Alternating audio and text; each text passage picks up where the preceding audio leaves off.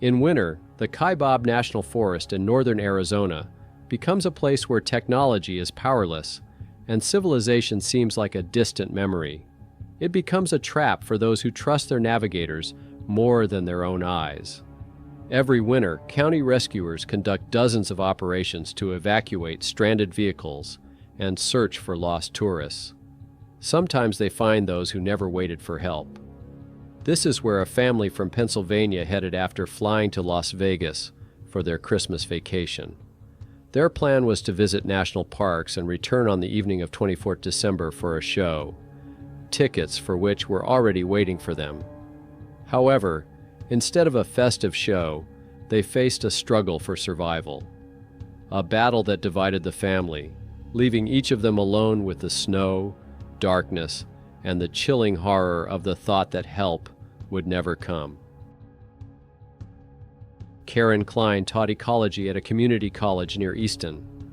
Her students appreciated her ability to build a fire in the rain and find edible plants. Her previous experience as a naturalist taught her how to build shelters and navigate by the stars. Karen kept herself in excellent physical shape by regularly participating in half marathons and triathlons. For her, survival skills were a kind of intellectual game, and she never imagined she would need them in practice. Her husband, Eric, was the complete opposite. As a social worker, he was used to solving problems quietly and methodically. A year ago, he was seriously injured in a car accident, suffering a spinal fracture. By December 2016, the rehabilitation process was still ongoing, and his physical activity remained strenuous. However, Eric never complained, believing that other people had it much harder. Their 10-year-old son Isaac, whom his loved ones called Izzy, combined his mother's curiosity with his father's kindness. The family lived an everyday suburban life and tried to show their son different parts of the country several times a year. In December 2016, they decided to break with tradition and spend Christmas traveling. The Kleins booked tickets to Las Vegas to show Izzy the City of Lights and the national parks of the Southwest. The highlight of the trip was to be a Beatles tribute show on 24th December. The plan seemed simple, so no one bothered to check the weather forecast for northern Arizona or the condition of the winter roads. The first few days in Las Vegas were carefree. The family enjoyed walking along the Strip, where everything seemed bright, safe, and predictable. On the morning of 22nd December, they rented a car and headed east. Karen navigated with a map, Eric drove, and Izzy studied the guidebook. Their first stop was Zion with its red rocks. Due to their tight schedule, they only spent a couple of hours there, although Izzy wanted to stay longer. By noon, the family was already on its way to Bryce Canyon. There, snow covered the tops of the rocks, and the trails were icy, so Eric, who was in a wheelchair, couldn't go beyond the observation deck. The visit took less than an hour. In the afternoon, Karen entered the next destination into the navigation system, the north rim of the Grand Canyon. The device was promised to arrive around 4:30 p.m., which would allow them to make it in time for sunset. The Kleins were unaware of a critical detail. The main highway to the north rim is closed from mid-October to mid-May. At an elevation of 7,900 feet, this road becomes impassable in winter. About an hour later, the navigator announced a route change due to the closure and redirected them to Forest Road 22. At first, it looked pretty decent, a narrow but paved strip among the pine trees. The lack of oncoming traffic caused Karen some slight concern, but Eric attributed it to the low season. After 45 minutes, the asphalt gave way to gravel, and another 15 minutes later, the road turned into a snow-covered dirt track. The snowfall intensified. Eric suggested turning back when the road became barely visible, but the navigator showed only 20 minutes to their destination. They had no idea that the GPS signal was already intermittent and that the route on the screen had nothing to do with reality. At 3 p.m. on 22nd December 2016, 8 miles from the main highway, their journey came to an abrupt end. While attempting to turn around on a narrow section of road, The rear wheel slipped into a ditch, hidden under the snow. The car was helplessly stuck in wet mud and snow. At that moment, they saw it as just a minor setback that could be solved with a call to roadside assistance. But the forest already knew what they did not. Their ticket back to civilization had just been canceled. Their toy problems were over, and from that moment on, the struggle for survival began. As soon as the doors opened, the cabin was filled with icy air. The family instantly realized how ill-equipped their clothing was for the situation. Their light jackets, designed for walking, were no match for the mountain wind and the 17.6 direct day of temperature. Izzy's sneakers were soaked in deep snow in a matter of seconds. Walking around the car, the Clanes saw a disastrous scene. The rear axle had sunk so deeply into a ditch hidden under the snow. Remembering tips from survival shows, they spent 30 minutes gathering branches, rocks, and pieces of bark, trying to create an artificial embankment under the wheels. But physics was against them. When they pressed the gas pedal, the wheels only dug deeper into the wet mud, splattering black slush on the white snow. Karen and Eric simultaneously took out their phones, but the screens displayed no network. The GPS navigator that had led them into this trap now only displayed a blank map with an error message. There was a dead silence around them. In an hour and a half, not a single car had appeared on the forest road, and the snowfall began to cover their own tracks. As darkness fell, the cold started to penetrate to their bones, and the family returned to the car and turned on the engine. Sitting in the warmth, they realized the terrible truth. No one knew where they were, and help would not come on its own. Point 5. A fateful decision. They began to discuss a rescue strategy. There were a few options, and they all seemed bad. Going together meant risking the lives of the child and the injured father. Without flashlights or equipment, a night march threatened death from hypothermia. Staying and waiting was no less dangerous. The road seemed deserted, and there was only enough fuel in the tank for one night of heating. That left the third, most frightening option, to split up the group. Considering that Eric had barely recovered from a spinal fracture and Izzy was too young, the choice was obvious, but no less complicated. Karen, an experienced marathon runner, took the risk. She convinced her husband that she had enough stamina to cover the 8 miles to the highway in a couple of hours. The preparations were brief: a bottle of water and a couple of energy bars. The couple said goodbye without many words, but their glances spoke volumes. If Karen did not return by morning, Eric would have to abandon the car and rescue his son on his own, strictly after dawn. At 3:30 p.m. on 22nd December, Karen left. Eric and Izzy watched her until her gray jacket disappeared into the white fog. At that moment, each of them felt a chilling fear. This might be the last time they would see her alive. For the first hour, Karen moved at a near run. Adrenaline dulled the feeling of cold, and the thought pulsed in her head. 8 miles, 2 hours, I can do it. However, the weather made its own cruel adjustments. The snowfall turned into a full-blown storm, and visibility dropped to arm's length. The road beneath her feet disappeared, turning into loose snow, where every step required an effort comparable to lifting weights. Her thin fleece jacket was blown through, and her wet sneakers began to freeze right on her feet. By 6 p.m., the adrenaline rush had given way to the first symptoms of hypothermia. Her body was shaking uncontrollably as she tried to generate heat through muscle contractions. Her fingers were so numb that Karen couldn't zip up her jacket. Her thoughts became sluggish, like syrup. She forced herself to move her feet, repeating the mantra aloud, "Stopping means death." In the car, Eric was fighting his own battle. To stretch out the remaining fuel, he only started the engine for 10 minutes every half hour. During the breaks, the interior instantly cooled down. Izzy cried, wrapped in his father's sweater, and constantly asked about his mother. Eric had to lie, radiating a confidence he did not have. He assured his son that his mother was already on the highway and calling for help, even though he knew perfectly well that in such weather conditions, It was physically impossible to cover the distance in that time. By 8 p.m., Karen had completely lost track of time and her bearings. Her phone had shut down, unable to withstand the cold. She had been wandering through the storm for more than 5 hours, relying only on her intuition. The cold began to affect her brain. Images of students, memories of her wedding, and fear for Izzy mixed together in a chaotic kaleidoscope. At a temperature of 12.2 degrees, she continued to walk into nowhere, simply because there was no way back. By midnight, the temperature had plummeted to 10.4 degrees Fahrenheit, and the gusty wind created a wind chill of 4 degrees Fahrenheit. The car was running out of fuel. Izzy fell into a restless sleep, waking up each time with one question. Is Mom back? Eric just hugged his son tighter, realizing that the terrible ultimatum was becoming a reality. Dawn was approaching, and Karen was gone.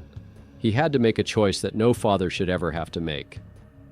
Around 10 p.m., Karen's strength gave out. She found refuge under the branches of a thick spruce tree, where there was less snow. Raking the snowdrift with her frozen hands, she built a windbreak. Sleep became her worst enemy. She knew that if she closed her eyes, she would never wake up again. To keep her body going, she needed fuel.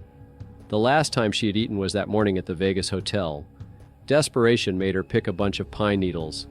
The taste was unbearably bitter, but she forced herself to chew, swallowing the needles for a tiny dose of vitamins.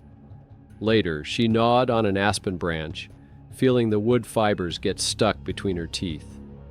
Every calorie meant a few more minutes of life, but the most agonizing thing was thirst. The bottle had been empty for hours, and eating snow only took away precious body heat. Karen remembered a chapter from a survival textbook she had taught her students. In a critical situation, urine is sterile and contains water. She had to overcome her psychological barrier and disgust. She drank her own warm, salty liquid, suppressing the gag reflex. Pride was a thing of the past. Now, only hydration mattered. At around 5:80 a.m. on 23rd December, Karen forced herself to leave her shelter. Her left leg could barely feel the ground, having turned into an icy prosthesis. But with the first rays of the sun, she saw a sign in the distance. Grand Canyon Visitor Center, 6 miles. This sign gave her a second wind. But Karen had no idea that these last few miles would not be the path to salvation, but the most sophisticated test of her will. The road sign gave Karen what she had been deprived of for the last 12 hours, a tangible goal. The distance of 6 miles was no longer an abstraction. Now it was a specific stretch of road to a place where people might be. However, her physical condition required a sober assessment, as she had taught her students. The diagnosis was grim: progressive hypothermia, dehydration, and probable frostbite in her extremities. Her left sneaker had turned into an icy trap. Her jeans had stiffened below the knees from the cold, and her fingers had lost mobility. Nevertheless, her mind remained clear. Karen turned walking into a mechanical process to shut down her pain receptors. She mentally commanded her legs: lift the left, shift weight, put down, repeat. This allowed her to not think about how difficult each movement was. The sun rose higher, but with a temperature of 21.2 degrees Fahrenheit and a constant wind blowing snow off the trees, there was no warmth to be felt. Karen moved at no more than 1 mile per hour, focusing all her attention on a single thought. There is a phone and warmth in the visitor center. Stuck in the car, the morning of 23rd of December brought a new reality. When Eric woke up to his son shivering, it was already 6 degrees Celsius in the cabin, and they had run out of fuel an hour ago. An attempt to start the engine failed. The motor turned over a few times and then fell silent. Eric had to make a difficult decision. He explained to his son that his mother had probably already reached people, but that help had been delayed, so he would have to go himself. Izzy begged his father to stay, but Eric knew they wouldn't survive another night without heat. Leaving his son with the remaining food and water, he strictly instructed him not to leave the car and to open the door only to the police. At 7:30 a.m., Eric stepped out into the deep snow and headed north in hopes of finding cell phone coverage. Karen's journey lasted the entire day on 23rd December. The 6 miles that would typically take a couple of hours turned into an endless marathon. She was forced to stop every half hour to catch her breath. During one such break around noon, she discovered that she had lost her left sneaker in the deep snow. Looking back, Karen tried to assess her chances of finding her shoe in the white blanket.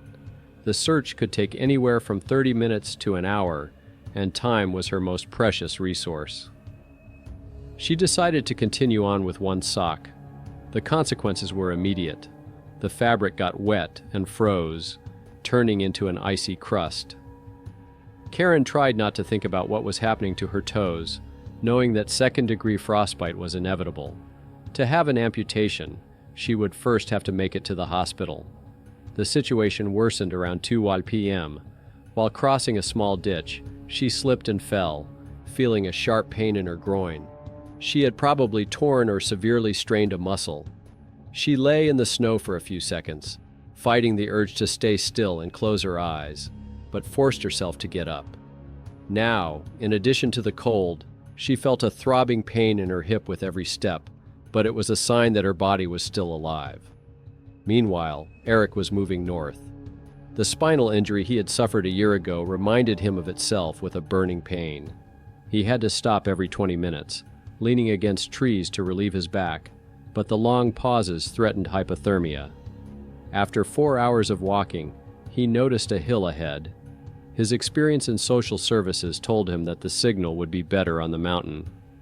Ignoring his fatigue, he began the ascent, clinging to branches and sinking into the snow.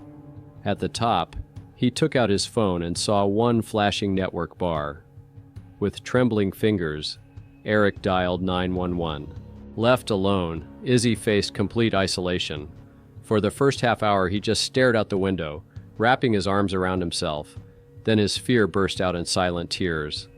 Time in the icy car dragged unnaturally slowly. The boy tried to distract himself by rummaging through the glove compartment. Useless maps, old receipts, wet wipes. He counted his meager food supplies, 3 candy bars and half a bottle of water. His attempts to tune into the radio ended only with static. By noon, the cold had become unbearable. Izzy tried to start the car, and on the last of the gasoline fumes, the engine ran for 5 minutes, providing a little warmth before stalling completely. The surrounding forest began to feel scary. The sound of the wind seemed like footsteps, and the snow falling from the branches sounded like knocks on the window. Remembering his mother's stories about mountain lions, Izzy checked the door locks, moved to the back seat, and pulled his jacket over his head. He clutched a family photo from the beach to his chest, whispering to his parents to come back. By this time, Karen was on the verge of psychosis. After 20 hours of continuous driving, her body was worn out. Her muscles burned with lactic acid, and her thick, dehydrated blood overloaded her heart. Her brain, experiencing oxygen deprivation, began to generate hallucinations. The shadows of trees turned into silhouettes of people, forcing her to take steps toward them. The sound of the wind transformed into the voices of her husband and son calling her name. Karen understood the nature of these visions and pinched herself through her wet clothes so that the pain would bring her back to reality. Still, it was becoming increasingly difficult to control her consciousness. Around 3 p.m., she stopped, ready to give up. The thought of sitting down in the snow and falling asleep seemed like salvation. Still, her responsibility to her family forced her to take one more step. On the hill, Eric heard the dispatcher's voice. Struggling to contain his hysteria and stuttering from the cold, he reported that his family was in trouble. He relayed all the information: the car's coordinates, a description of Karen, the time she left, and that he had walked 15 miles. Hearing confirmation that help was on the way, he collapsed exhausted into the snow. While Eric cried with relief, hearing the dispatcher's voice a few miles away, Karen's consciousness finally surrendered to the cold. Reality ceased to exist. By 4 p.m., Karen's consciousness had narrowed to the simplest reflexes. She no longer assessed distance. She just moved her feet. When the forest parted and the squat visitor center building appeared ahead, she initially mistook it for another hallucination. Convinced that the building was real, she approached the entrance, but a crushing blow awaited her. The sign on the door read, "Closed for the winter season." The doors were locked, the windows securely closed. The realization that she had walked 26 miles for a closed door knocked her off her feet.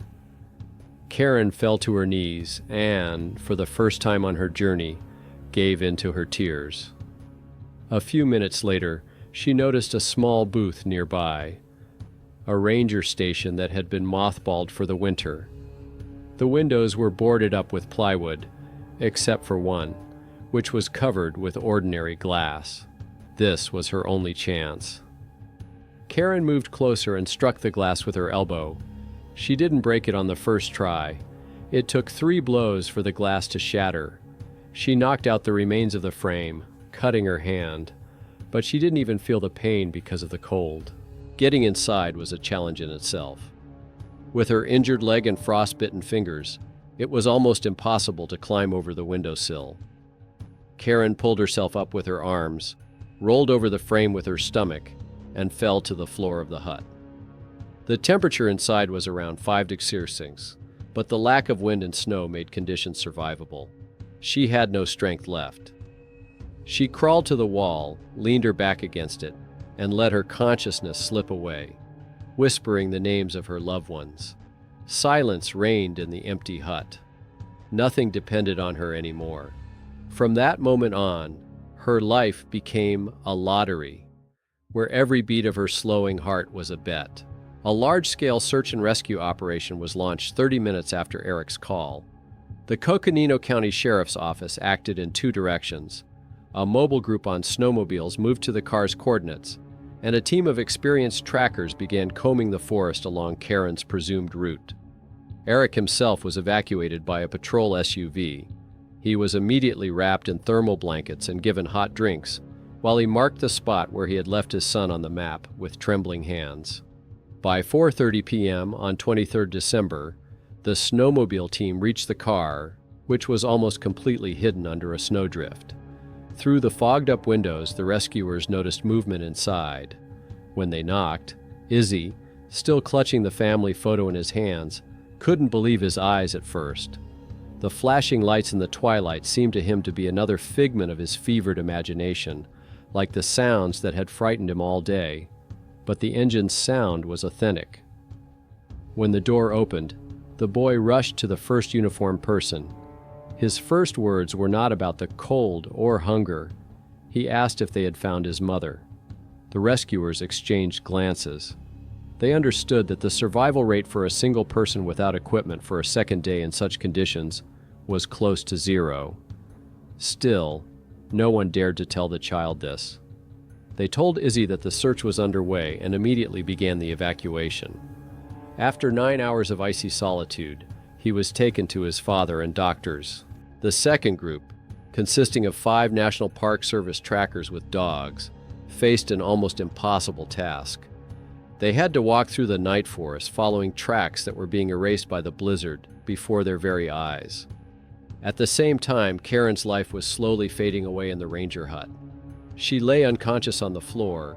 Her pulse slowed to a critical 40 beats per minute, and her body temperature dropped to 89.6 degrees Celsius. Her body had gone into emergency energy-saving mode, shutting off blood flow to her limbs and skin to preserve her brain and heart. Her lips turned blue, and her skin took on a waxy hue. From time to time, her consciousness returned for a split second, catching a glimpse of the hut's dark ceiling, but then plunged back into darkness. Outside, a blizzard raged, but inside the enclosed space, the temperature was several degrees higher than outside in the wind. It was probably this slight difference that prevented her from freezing to death. The breakthrough in the search came at around 3 a.m. on 24th December. Deputy Sheriff Brian Glover, leading the group by GPS and barely discernible indentations in the snow, spotted a cabin with a broken window. Traces of blood in the snow under the windowsill prompted the team to speed up. It was a sure sign of a struggle for life. Upon entering, Glover shone his flashlight on a figure curled up against the wall. Karen lay motionless, missing a sneaker, her arm covered in blood. The initial examination did not inspire optimism. She appeared to be dead. However, a check of her carotid artery revealed a faint, thread-like pulse. Glover shouted to the team that she was breathing, and emergency stabilization efforts began. Rescuers built a small fire right on the floor of the hut to warm the air slightly. They connected an intravenous system with a heated saline solution. Karen's body was wrapped in a multi-layered cocoon of thermal blankets. Glover talked to her constantly, telling her that her husband and son were alive and waiting for her, trying to stimulate her fading consciousness. The evacuation to the road took over an hour. The team carried the stretcher through the blizzard, moving at a speed of 2 to 3 km/h. Visibility was almost zero, and navigation was done exclusively by instruments. Every 15 minutes, the procession stopped to check her vital signs. By 5 a.m., they reached the road, where a resuscitation team was already waiting. The medics recorded a pulse of 45 beats per minute and a temperature of 91.4 degrees Celsius. Immediate hospitalization was required. At the hospital in Kanab, the sheriff broke the news to Eric. Upon hearing that Karen had been found alive, the man could barely stand on his feet from the rush of relief.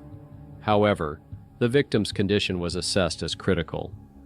Blood tests revealed catastrophic levels of creatine kinase, more than 10,000 units, compared to a normal level of 200. This meant that her muscle tissue had begun to actively break down. The breakdown products were blocking her kidneys, and her body was on the verge of complete system failure. Dr. Shannon Little decided to immediately transfer the patient to a better-equipped center. Eric and Izzy were allowed to glance at Karen through the glass of the resuscitation box for just a second. She was entangled in tubes and wires.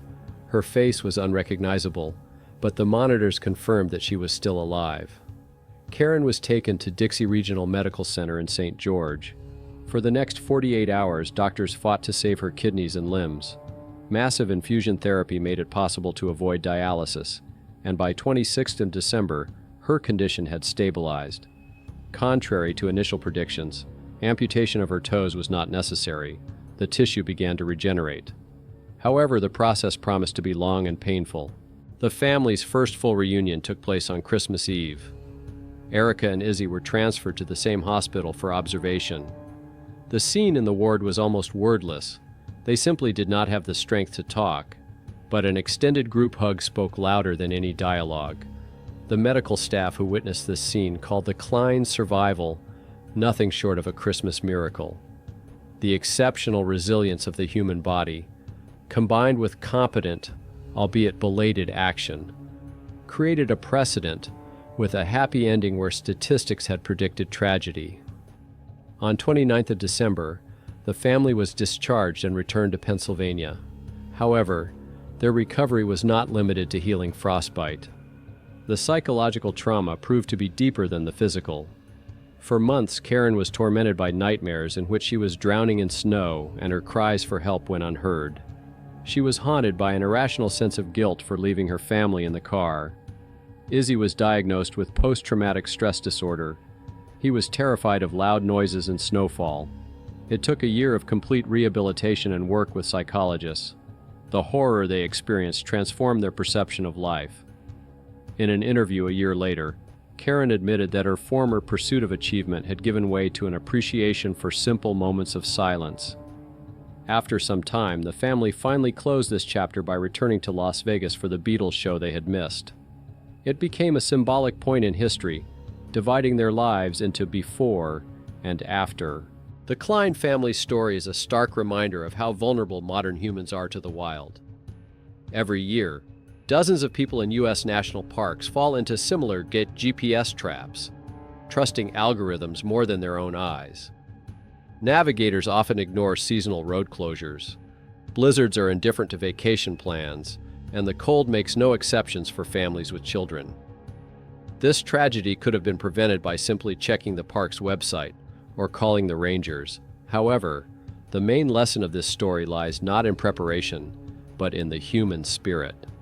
Karen walked 26 miles through a snowstorm, not because she was a trained marathon runner, but because she knew her son was waiting in the car. Eric walked 15 miles with an injured back to rescue his wife. Izzy endured 9 hours of icy solitude, believing his parents would return.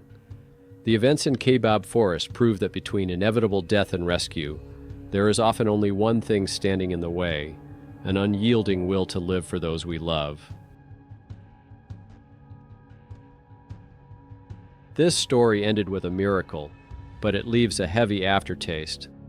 I have 2 questions for you that don't have clear answers. First, where is the line between parental heroism and criminal negligence? Should Karen and Eric be considered heroes who overcame the impossible, or people who nearly killed their own child with their own hands? And second, if you were in that car, looking into your son's eyes and realizing that help would not come, could you let your loved one go alone into the icy darkness, knowing that you were most likely seeing him for the last time? Write your opinion in the comments. I'm really interested to know what you think. If you like this story, like it and subscribe to the channel. Thank you for watching, and see you in the next episodes.